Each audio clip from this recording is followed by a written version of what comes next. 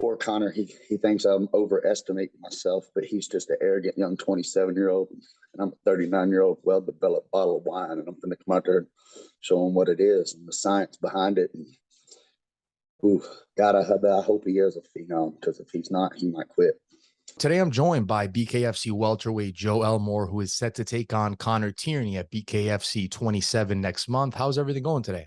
Relaxing, watching some UFC fights right now. You know, Jonathan Pierce, me and him fought a 2-on-2. Me and Ronnie Rogers versus JSP and Adam Townsend. I just watched him victory. You know, we're good friends now, so it's nice to see him win. Now I'm just enjoying the interview, waiting to do my sparring tonight. Yeah. So definitely. And I'm sure there's a lot of buzz going on and a lot of similarities to your fight coming up right at UFC London, right? So I'm sure it's nice to see the fans buzzing around there, right, for combat sports in general. That was what was you know, I was sitting there watching it. That's why I mentioned it, you know, just to go elaborate on it a little. I'm watching it, and me and my wife was like, you know, I have a huge amount of fans, and they're calling this like the American invasion because they had the British invasion. But, you know, fighting for me is one of the global languages. It's what connects me to people that I don't even notice. I've trained with people. I've seen people that have dated in the BKFC that don't even speak the same language, but they date each other. And, you know, it's like, so for me, I'm excited to go over there. And I was like, I wonder if they're going to boo. Nobody was booing anybody. There's people from every country. They just love a good fight. And if you were hugging, they were booing. If you were fighting, they were cheering. It was back and forth. So it was, yeah, it's nostalgic getting me prepared to go over there. It's the first time I fought there. It's going to be great. Yeah, absolutely. And before we get into that big fight, right, and that big card, I want to ask you, you know, the last time you were in action, it was an absolute war of a fight. Were you expecting an absolute war like it was? I mean, yeah, I went into it with a torn shoulder. With my left shoulder had an injury on it, and I knew it was going to be a war, man. I couldn't utilize my jab and keep space, but I'm a hell of a brawler, and I knew that he was too. So I knew I could go in there and just bang with him. I've, you know, 50 plus pro fights in all my different sports I've fought, and I've never been dropped by a punch to this jaw. It holds up nice. So yeah, if it's got to be a banger, I can make it one. This fight's gonna be a little different though, man. I got some. I just posted a video working with Dominick Cruz. You know, I did some footwork while he was in his last camp, and I got a lot of good coaches and put some special stuff into this camp, and I'm not injured. Yeah, it's going to be exciting. And just one more question about that. What'd you make of the fight now, looking in hindsight? I mean, it was a war. It was an honor, man. He's a legend, dude. I was just proud to have fought a UFC legend like that and have fun, man. Respect. I'm friends with his family. It was just fun, dude. I go out there and I have fun. So in foresight, hindsight, it's all the same to me. Win or lose, I still spoke on the mic. I didn't lose the fight. I still got paid the same. You know, we got our contracts at BKFC. There is no win or lose. You get paid to fight. If you go out there and you hug up and you don't fight, you're not coming back. You go out there and you bang, they're going to pay you more, win or lose. You lose a fight, you're worth more the next fight because you had blood dripping down your face. I went at the end and millions of views. And I got a good personality. I'm a effing savage. See, I missed it, Grandma. I promised her I was going to cuss less. So I'm an effing savage. And yeah, man, especially in that ring. I go to church outside, boy, but there ain't no pastor in that mother.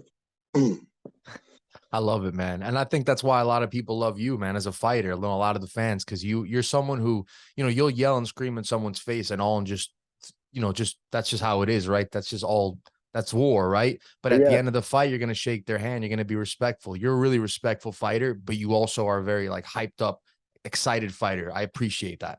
Yeah, it's really cute, man. You know, I have on all the highlights, they only show the 15-second sound. My house, and I'm energetic and I love it. My wife is in my corner every fight. We've built this team with our own management and our own respect and our own connections, just hard work and dedication over years and years, you know. And so when I go out there and they see that, it's nice to get to do. That's why I like to do so many of these interviews and get to meet people and say hi, because they always leave out the part where I drop to my knees and I crawl over there and I hug them and I kiss them on the cheek and damn, you got to peel me off of them. You know, I'm just thankful for everything that we get to experience in there, the show we get to put on for everybody. And it takes you got to pull out this savage. You know, I take care of my family and I'm a loving, kind guy, but you got to be willing to go in there and sacrifice your life and sacrifice theirs as well. Like I'm defending my life in there. We signed life insurance policies before we fight. So, I mean, it's serious, but it's also fun, man. I'm just trying to entertain, and damn, I'm pretty damn good at it. I was built for this shit. we ain't got no walls to defend anymore. I always tell everybody I was built to stand outside the fort and make sure everybody else was fucking okay. And there one slip, but yeah, but I'm sitting here inside the office, and this is my office. Yeah, I'm sure you feel right at home, you know? Yeah, that's my office. I'm in there doing fucking paperwork. It's easy, baby. Yeah. So you took some time off from your last fight, right, to this one. What was the thought process behind that? And do you feel that it was a much needed break for you?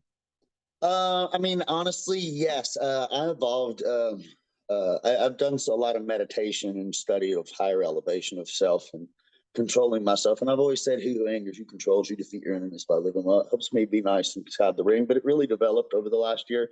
I didn't get depressed. I had the shoulder surgery, which the same guy that did Julio Jones's surgery at Emory Hospital. We have one of the best hospitals here in Atlanta. This guy's done. I mean, he is the head Falcons coach that did all the repairs for them for years. So I had a great doctor that's fixing athletes that put me in. I had the right people behind me. I finally got a good contract with the BKFC. So I got sports arena, chiropractor sponsorships. I mean, they do my blood work, and I make sure that I'm eating correctly, and which I don't drink alcohol at all anymore. You know, I've dedicated 1,000,000% to this sport and to the fans, to the people. So I can't go out there and say, if I lose this fight in London, it's because this guy beat my ass and he trained harder, or I did something stupid, because it wasn't because I didn't go out there and do everything to be the world champ and kick ass and put on a hell of a show and unlimited cardio and savagery. So what you're saying is you're pretty much all in on this fight, right? Everything's gone well This thus is my far. wife. My wife made my arugula salad every day. I ate the same 2 suppers every day. I got the same breakfast every day, juiced up. Everything's organic. Everything's whole. I did 3 a days yesterday. I woke up, one of my Detroit boxing buddies, my coaches actually, we used to work with James Tony and them up there, and he's in Detroit working right now, but one of his boxers lives down here with me. We're good friends at X3 Sports, and he wakes up in the morning, and man, we don't even go to the gym. COVID taught me something. I got gym mats, and one of my professors at Gracie Baja gave me some mats that they use for tournaments that I could have at my garage, and we come out here right in the middle of the street and we work together, and it's my best friends and some of the other fighters and elite fighters. I mean, UFC guys and Bellator guys. You wouldn't even know we're sitting here sparring in the middle of the road, like the '80s when they'd shoot basketball and you got to move out the way. When the old granny comes by, we wave at the neighbors, and it's just a peaceful place. And I'm going over there with me. You know, they only paid for 1 corner, but I bought 2 more corners. I got sponsors flying, my coach, the other coach that's here with me. I got my wife flying, which she does all my paperwork, all the management. She studies my opponents. She's super smart, man, and some of the strategies and the things that we work. And she watches our camp. And God, it's just, I got a team that's amazing, and I don't ever worry about shit, dude. I just go over there. And I had a coach tell me one time, I went to Worlds and I thought I was going to win, and I lost the first round. But then I come back and I won the absolute. And the only difference was I went out there with pressure and didn't fight my fight. When I went out that first time, my coach said, "Did you have fun?" I said, "Hell no, coach." He said, "Did you start out having fun?" I said, "No." He said, "Man, make sure you have fun." So now every fight I've had the last 5 years, I'm having fucking fun. Even the diet, like I used to look at it as a torture, and I see a lot of guys have trouble with it, but I look at it as, damn, I get jet fuel. Why am I mad at this diet for feeding me and treating me the best? Like if I have a good girlfriend, I'm mad because she doesn't dress slutty or something. It's like, damn, why do you complain about anything, bitch? So it's like, I'm appreciative of what the food does for me. I'm appreciative of, like I said, I've been enlightened and I've got a higher enlightenment. They Poor Connor, he thinks I'm overestimating myself, but he's just an arrogant young 27-year-old, and I'm a 39-year-old well-developed bottle of wine, and I'm going to come out there and show him what it is and the science behind it. And God, I hope he is a phenom, because if he's not, he might quit. Yeah. And it sounds like everything's running like a well-oiled machine for you thus far, right? And I would say it takes the fighters to make the gym, not the gym to make the fighters, right? So, to what you would say. 6 weeks ago, y'all, I'm going to go ahead and say I put the jacket on so I can surprise everybody, because everybody see me get swollen big. I was 212 pounds. I put on the weight on purpose because you're supposed to put on a lot of fat, eat a lot of carbs from that shoulder surgery. So, but now from 6 weeks ago, 212, I am 183 pounds, and I'm not going to be cutting no water weight. I'm going to be walking around at 175 pounds, cutting 9 pounds of water weight like I'm in the fucking sauna freshening off. And I'm benching 350 pounds. I'm going to punch a hole through his face.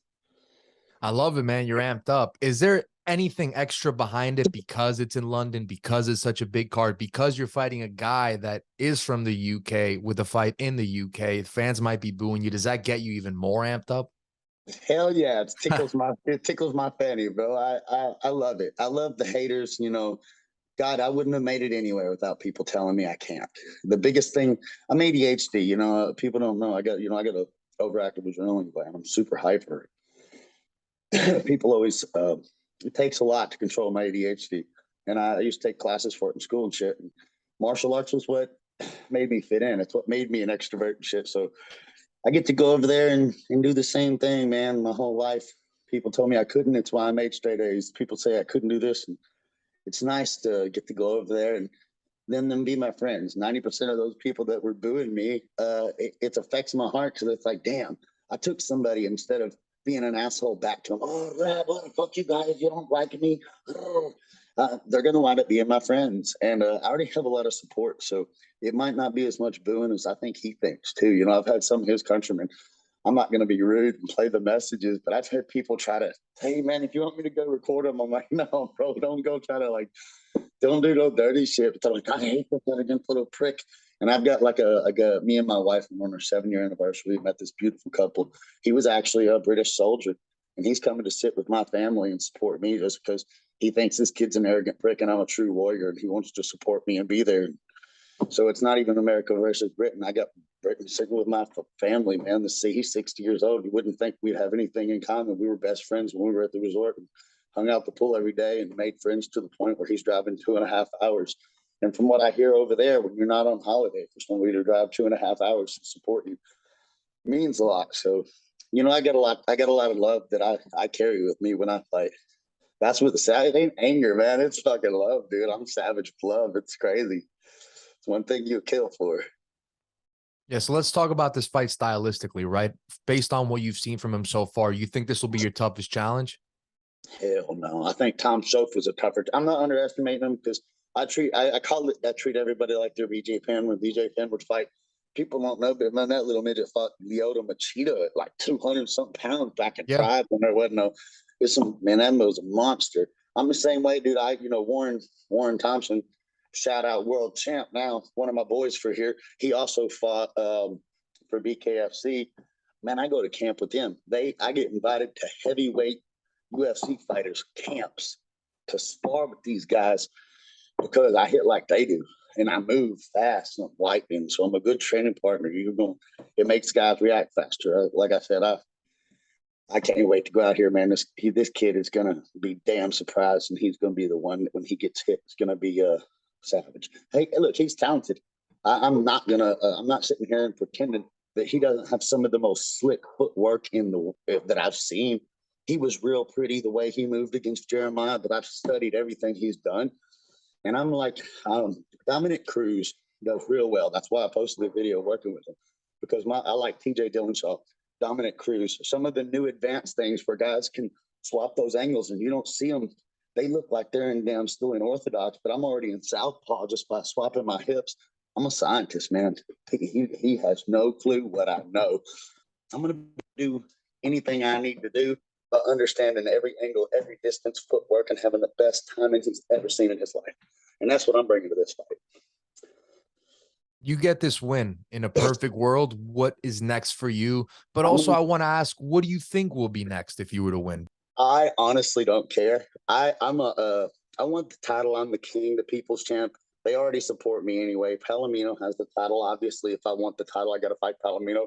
Oh, come on, baby. I don't give a fuck. I'm a dog. So, but I like big name fights. I want to fight monsters. I want to bleed. And whatever the fans really like, I like those fights, dude. You know, I like to hype things up, and I'm just a dog. So whatever dog fight they want me to go to and whatever leads to the biggest paycheck I can get, that's honestly it. I want to have fun, entertain, and get paid for it. Yeah.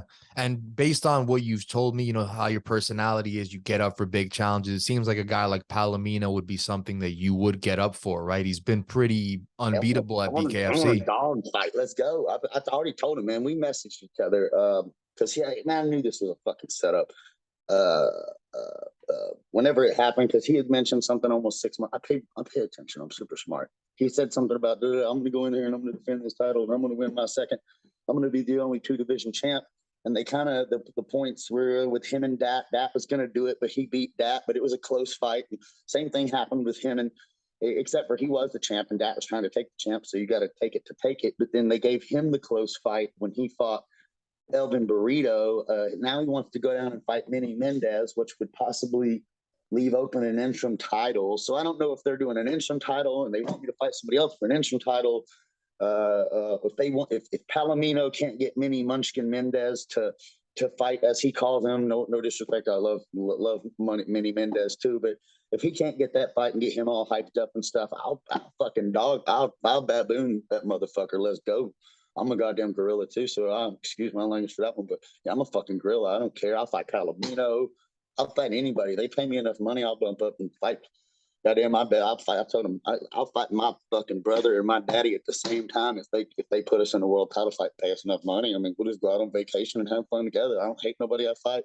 I beat your ass because I like to do it, and they pay us for it, and y'all love watching it. And that seems like that's the ultimate goal for you, right? You mention it all the time, that world championship. Even though you do say you'll fight anybody, anytime, any place, you do want it to be for that world championship. Yeah, you think you're respect, right? Yeah, and the thing is, right, is last fight almost felt like a number one contender fight, right? And it was a great fight. Nothing wrong with that. Do you feel close still? I lost a close fight. Look, I broke my hand in the second round, and I literally had a 100% tear on my subscapula. I could not rotate my jab. If they look, I threw it like this. And I had 7 shots of cortisol just so I could go out there with my arm. I couldn't lift it above my head for 3 days before that fight. I mean, if I go out there and I can fight like that, there ain't nobody else that would have even put it on the line. But I had so many sponsors. Man, I had 2 private planes flying in. My whole family, my mom has like 6, 7 sisters that flew in for the fight with all their 2 kids and their 2 kids. And I sold probably $25,000 to worth of tickets to an event that I don't know how much that place held, but I sold out half the event. Matter of fact, I bought 15 VIP tables. They couldn't even give me any more VIP tables because I sold the event out. And then they had to build an extra VIP just to get my special family table to sit in. And that was in Mississippi. I'm from Atlanta, Georgia. If they had it in Atlanta, Georgia, and I only got 10,000 followers online, but I have true followers. I talk to every person that's ever followed me from the beginning to the end. I don't ignore one message. I just carry all of them with me forever. So that's what I want to do in London. I want to bring that back here and eventually the whole world get the love and love them back. So, yeah, by the way, your energy levels are off the roof for this fight, but I just feel like since you've been at BKFC, it's been sort of it's like it reinvigorated you almost in a way. Do you agree with that? Oh man, dude. Yeah. There was moments when, I got knocked out of the year for Bellator 2013. I made the Ultimate Fighter and had some issues come up where I had to go with support my son, which my son graduated this year. So we worked those issues out back way a long time ago, but still in the beginning, man, over just years and years of dedication and hard work and me doing this. And my wife is a teacher, but she sacrifices everything to be there with me and help me and me having this dream and almost like a vision from my God anyway, what I feel the universe like I felt I was pushed into it, but you don't achieve what you're supposed to achieve, and you fail the talents that you're given. I have so many talents that most people don't have. I feel like when I fail, that I'm wasting my talents, So it's like, God, whenever BKFC came and they had this fight, they underestimated me, they underpaid me. I looked at my wife and she's like, "Baby, you're the king. This is your thing. They can't hug you no more," which I was a wrestler. I went to state all 4 years, but I like to bang and fight. And I told her, I was like, "All right, let's try this. I'll take this and I'll prove myself." And I went viral after that first fight and they paid me double the next fight. It still wasn't enough, but I was like, you know what? I'm going to do it again. But this time I'm going to get fight of the year. I told Dave before I fought Tom, I was like, y'all are never going to forget this one. I ain't going to knock this one out. I said, we're going to bleed death. And my God, the universe did it. And it made Forbes magazine. It's my face, blood splattering everywhere, talking about BKFC becoming a new Fortune 500 company over the next year. And they believe that they're going to really make it. But still, it's my picture. It was something. Told my wife that moment. I was like, that was my sign. Next time I'm in Forbes, I'm going to have my own company, my own t-shirt brand. And I've been marketing and branding, starting businesses since it's happened. And I've had a lot of opportunity outside of that. This company is growing. It reminds me of UFC when it first started. All the fighters are family. All the I know the owner. We all like, it's growing together. And I want to be the superstars. There's plenty of them in the UFC, but this is my house. That's why I say that every time I walk in there. I'm going to London, but I ain't going to London. My house goes everywhere. Anywhere that squared circle is, that's my house. When they open that ring and I crawl in it, it's my house. Yeah. And you've been in combat sports for some time now, right? Been competing at least since what I can remember as far as like 2009. Do you see right now, do you feel like you're just getting started here at BKFC, or do you maybe see an end in sight at this stage in the game? Where are you at with that? Because it doesn't sound like you're ready to stop anytime soon. I'm healthy. I'm healthier than I've ever been. I've got the best doctors in the world. I got the best team behind me. I'm one of the biggest kids. Like I said, my wife's a little younger than I am. She's a first grade teacher, and I'm a grown 5-year-old at heart forever. I'm a favorite uncle. I play with the kids. You're only as old as you feel, dude. I work out every day. I did 3 days yesterday. I was up at 6 o'clock this morning. I ran in 2 hours out in the street with my buddy. We've already done that. I'm going to have a UFC watch party and I'm going to work out again tonight, have the watch party, have the BKFC watch party. Reggie's fighting tonight versus Kid Gotti. I can't wait to watch that fight. I called the Kid Gotti becoming the champion, and this is going to be a war of really good timing and hands. And both these guys aren't scared to bang, so I look forward to all. Like I said, I'm a little bit of a clown too. I guess I'm juggling, so it's just, yeah, man. I got enough energy to handle it. So it's going to be a good one tonight.